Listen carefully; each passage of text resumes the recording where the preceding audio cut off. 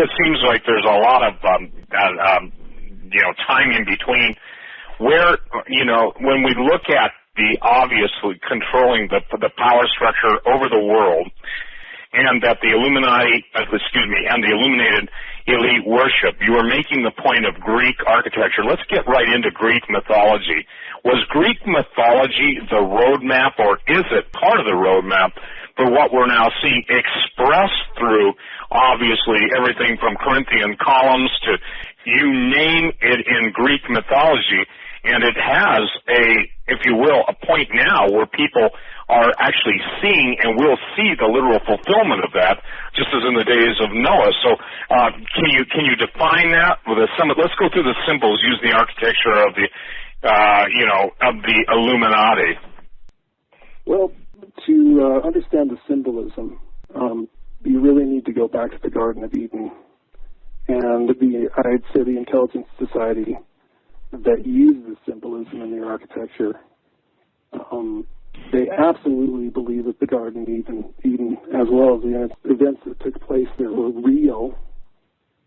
And you don't really meet a lot of people that take that literally. Christians do, but you wouldn't expect that the elite would.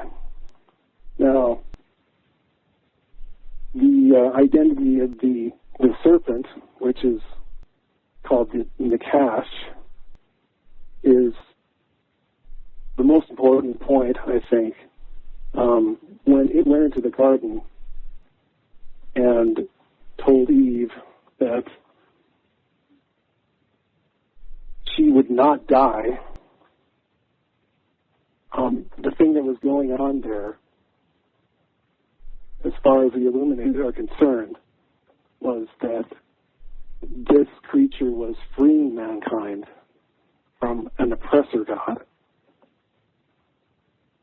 And late Bill Cooper, who wrote Behold a Pale Horse, talked about this. He said that the god of the elite, the Illuminated elite, worship enslaved mankind in the garden. And the Nakash went there to free men. If I can just jump in here, the Nakash, exactly what is that? That's the serpent, correct? Yes. The Hebrew for the serpent is Nakash. And this entity that was there had an angelic form that I think Ezekiel described fairly well. The cherubim has the four wings, and it's a very, very bright serpent or angel that talked to Eve. And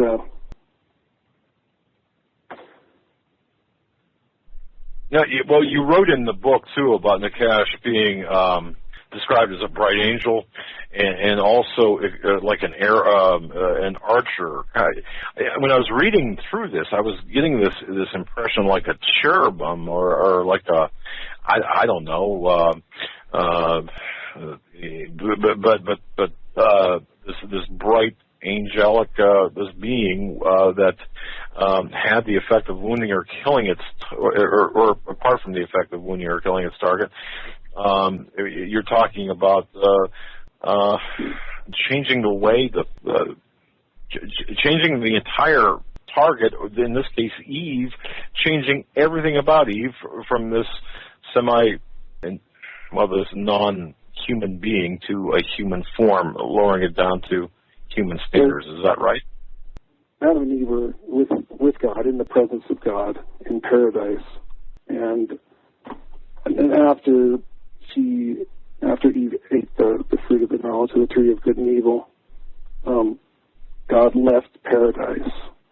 And in effect, as far as the Illuminated elite look at this, Eve became a new creature by her own action.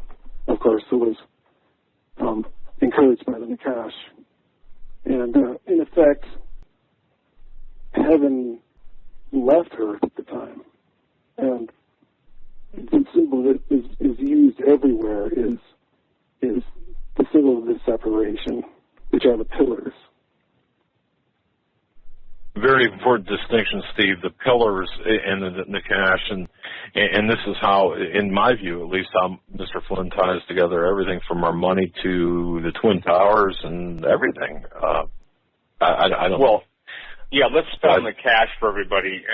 And Mark, explain, the Hebrew meaning of N-A-C-H-A-S-H, because I think they pronounce it Nahash, but the point being is that this was an entity, and this was a literal angelic being that was going to be the liberator, if you will, to allow mankind to come out from under the control of God. Isn't that pretty much it? Yeah, exactly. In mythology, the Greek poet Hesiod wrote about the separation of heaven and earth in his theogony, or the origin of the gods. Gaia and heaven used to unite. They used to be allowed to be together. And time, or Chronos, along with Gaia, decided to separate them permanently by castrating heaven. Later, Hesiod writes about how Atlas, who represents the pillars, was set for eternity by Zeus to always keep heaven away from earth. As far as the Nakash is concerned, or Nakash, he is the one that caused this calamity to occur in the Garden of Eden. And we truly believe that this event occurred.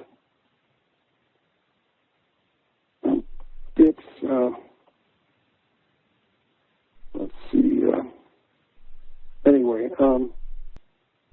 this idea of separation of paradise from earth is going to come to a point in time when the same entity that started this event is going to come and create his own version of heaven on earth. In other words, bring the pillars down. But this is according to his design.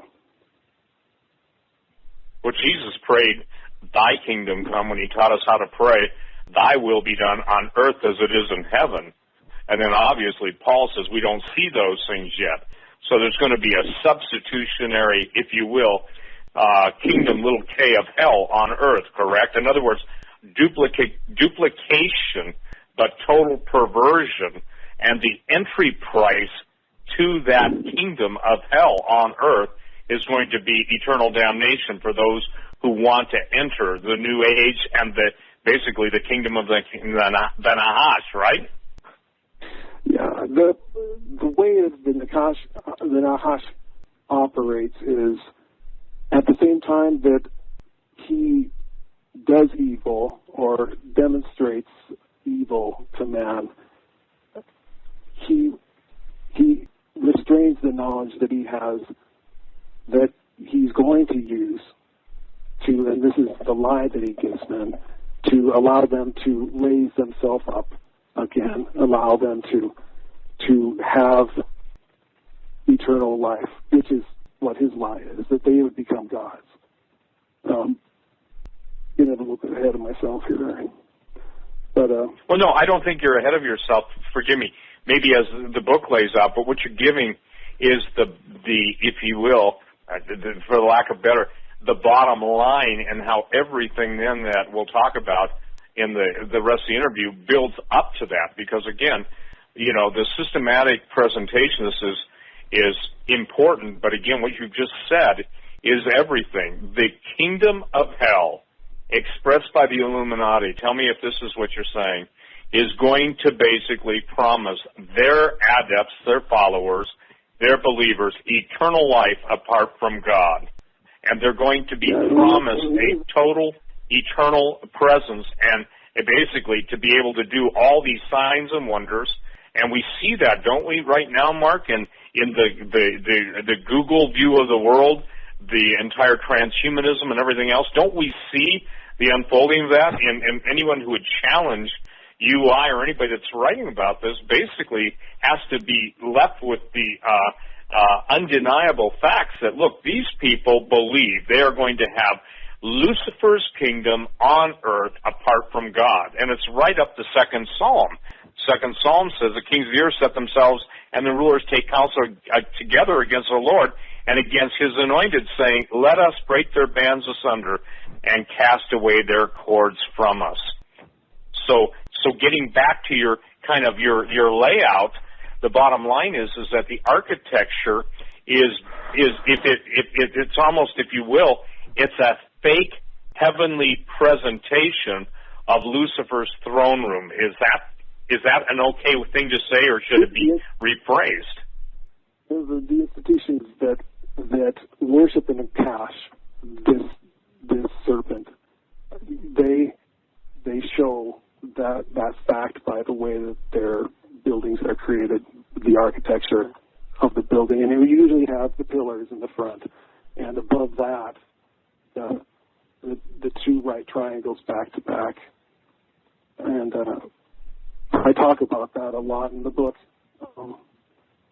The reason that the right triangles are used, and the golden mean, and what that means, and where that information came from in mythology, mostly from Plato's Republic.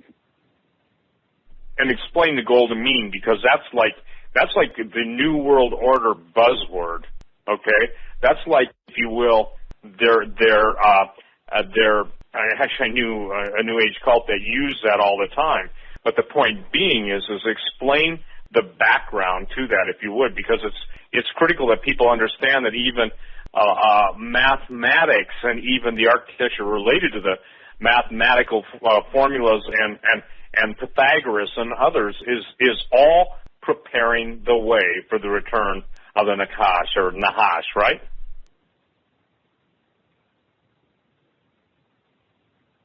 Mark? Yeah, he's still there. Hello. There we go. Yep. Go ahead, sir. The mathematical constant phi is the series, where you take the number 1 and take the next number 2 and add it, so you get a 3, then take a 3 and then add it to the previous number, and you keep going along that line. And that golden mean is seen everywhere in nature. And Plato talked about the divided line, which he used to talk about the difference between knowledge and ignorance or vulgarity. And he used the allegory of the cave, where men, he said, were born in a cave, chained to a wall, their heads even fixed, and all they could see were shadows on the wall. That's how they lived their lives, and they could only predict maybe the movements of the shadows. But he talks about how maybe one of the prisoners, after living his life this way, might have been released and then gone to see where the shadows were coming from and see where the light was. And this is the idea of moving out and seeing where the sun came from, eventually leaving the cave. And his idea of the allegory is the divided line.